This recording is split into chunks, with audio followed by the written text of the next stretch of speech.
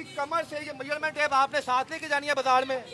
आपने ये कमर से ये बकरा जो है इसको यहाँ से नापना है। ये आपने बकरा यहाँ से नापना है। यहाँ पे हमने साइज की है, इसकी कमर से 31 आया है।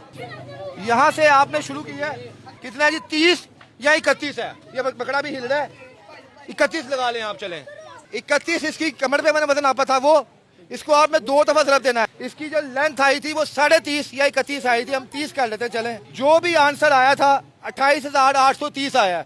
इसको आपने 660 से तकसीम कर देना है। इसका वजन आ रहा है 43 किलो 680 ग्राम। अब ये हमारे पास कंडा यहाँ पर मौजूद है, यहाँ पर इस बकरे का वजन करवाएंगे और फिर आप देखेंगे कि ये टेक्निक जो है कितनी कामयाब है। जी नाज़रीन, आपको बताया था क्या वजन आया है, 43.68 वजन आया था। और